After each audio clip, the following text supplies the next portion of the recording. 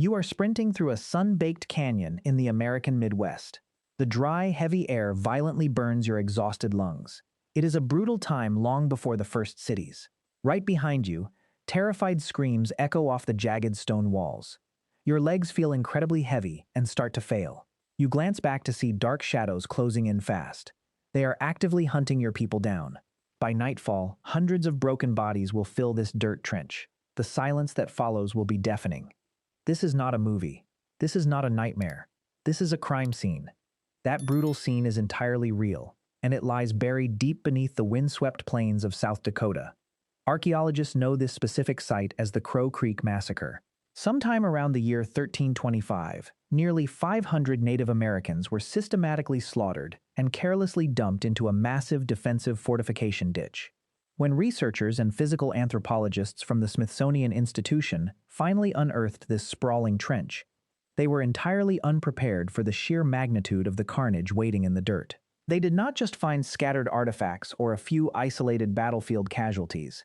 They uncovered a horrifying, tightly packed mass of mutilated human remains. Men, women, and young children had been brutally decapitated, severely dismembered, and then left exposed to wolves and weather before the earth eventually swallowed them. The overwhelming visual reality of this mass grave completely shatters the deeply romanticized myth of a perfectly peaceful pre-Columbian America.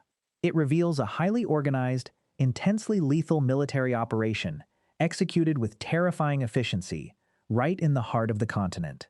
But the dusty bones pulled from that trench held an even darker secret than the stone weapons used to kill them. Modern forensic reanalysis looked incredibly closely at the microscopic layers of the victim's teeth. The dental enamel of almost every single skeleton was deeply scarred and severely degraded. This biological footprint proves that these people were already suffering from extreme, prolonged malnutrition long before the fatal blows were ever struck. They were actively starving in an increasingly crowded region, where local agricultural resources and hunting grounds were rapidly collapsing under the weight of regional climate shifts. This was not just a random act of barbaric cruelty. It was a desperate, calculated fight for survival over disappearing food and usable land. What exactly drives a starving population to organize a mass extermination instead of simply moving somewhere else? For roughly 290,000 years of our existence, moving away from trouble was exactly what humans did, leaving almost zero archaeological evidence of organized group violence anywhere on Earth. But the desperate, localized carnage discovered in the dirt of South Dakota was not an isolated geographical anomaly. It was simply a terrifyingly recent echo of a deadly behavioral pattern that actually began tens of thousands of years earlier and thousands of miles away.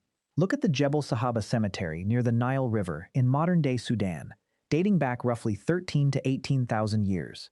A massive 2021 reanalysis of this ancient graveyard revealed a staggering statistic. Out of 61 excavated skeletons, 41 of them bore the unmistakable, deeply embedded scars of projectile weapons like arrows and spears. This was not a single unfortunate skirmish gone wrong. The overlapping, healed, and re-inflicted wounds prove this was a sustained, relentless campaign of recurring terror. Move slightly south and forward, in time to the shores of Lake Turkana in Kenya, where another horrific scene unfolded roughly 10,000 years ago. Researchers in 2016 uncovered the remains of 27 nomadic hunter-gatherers, including pregnant women and small children.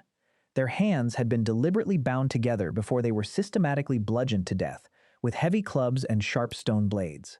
Just like the starving populations of the American plains, these ancient African groups were not killing each other for sport. They were slaughtering their neighbors to control a fiercely contested, resource-rich lagoon during a period of intense environmental stress.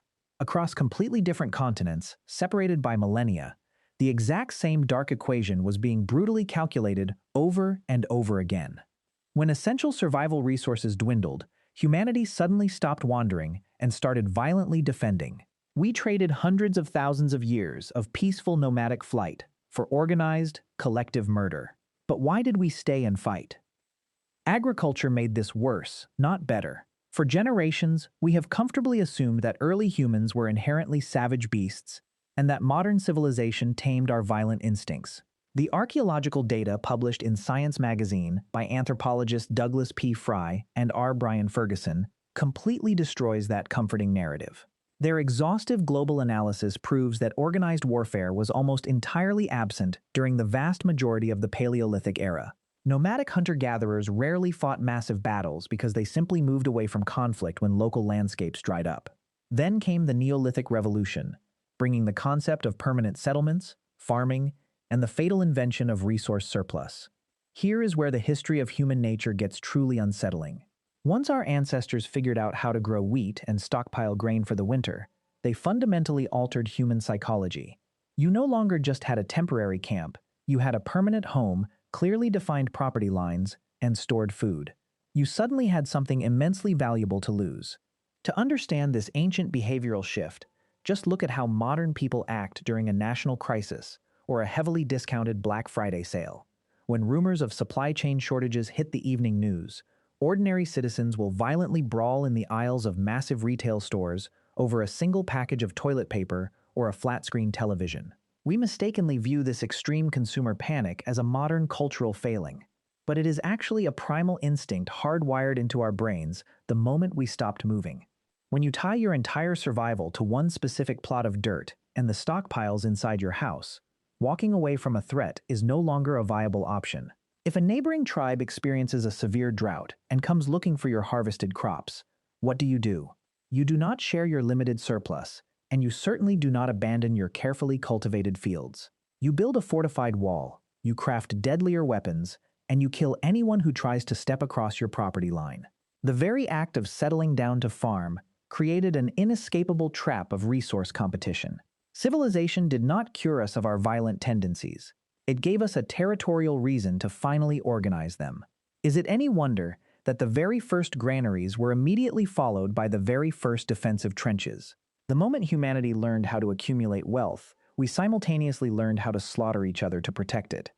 When the freezing wind howls across those quiet plains today, it sweeps over the exact same unyielding dirt that once swallowed those 500 starved and broken bodies. That massive defensive trench in the American heartland was never just an isolated prehistoric tragedy.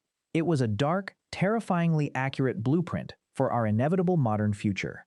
We no longer fight with sharpened stone weapons over shrinking hunting grounds. Yet, the underlying psychological mathematics secretly driving our entire civilization remain exactly the same. We relentlessly construct towering corporate skyscrapers, strictly secure our sprawling suburban borders with legal contracts, and aggressively hoard international energy resources because the primal fear of sudden scarcity is permanently encoded in our DNA. Every modern geopolitical conflict over foreign oil, fresh drinking water, or global economic dominance is simply a highly organized, technologically advanced version of that desperate scramble for agricultural survival. We never escaped that ancient trench. We just built our modern world directly upon it.